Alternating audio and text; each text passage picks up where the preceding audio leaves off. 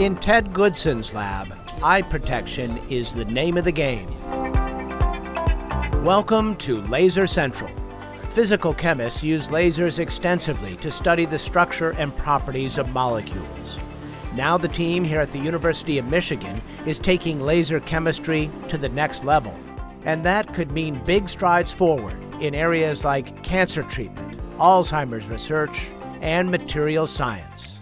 The general area of using entangled photons to do imaging and microscopy just maybe only 10 years ago was virtually thought of as a very, very difficult task, maybe almost impossible.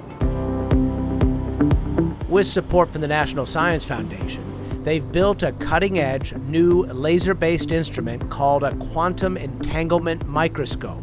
Goodson has had no trouble assembling his team. This is the next big thing. When I ask postdocs, graduate students, undergraduate students, and high school students, I give them a choice of the project that they want to work on. I know I should always mention the quantum one last, because once I mention the quantum one, they all say quantum.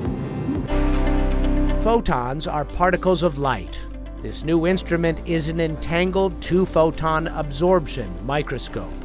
It works by generating a quantum behavior called entanglement in the photons that make up the laser beam.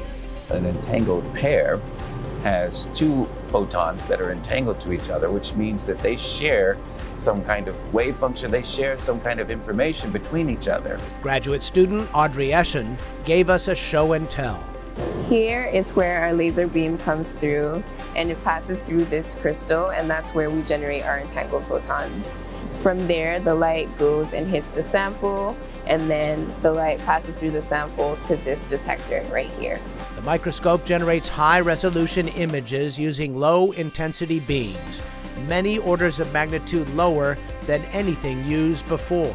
So if you were to do imaging with normal or random light, you would be using very, very, very high intensity light. But this is a lot less powerful. Less powerful, but very effective. The low-intensity nature of the entangled photon beam means the team can image delicate samples, like living cells, without damaging them in the process. And that should lead to advances in medicine, like better cancer diagnostics. And our project is actually to use this microscope to see if we can actually find signatures of the cancer cell without the use of a probe dye. The new technique could have applications in materials science, like better, more sensitive LEDs of the kind used in the solar energy sector. So we would like to investigate the quality of a light-emitting diode or a photovoltaic device. Can we utilize this microscope to investigate the properties of the molecules in these displays? Goodson stresses that quantum entangled microscopy opens the door to learning things entirely new about chemistry. The world is changing, and quantum mechanics and quantum information science, it offers new opportunities for things that we can see and image, that we can sense in chemistry and medicine and biology, and we can actually do in engineering.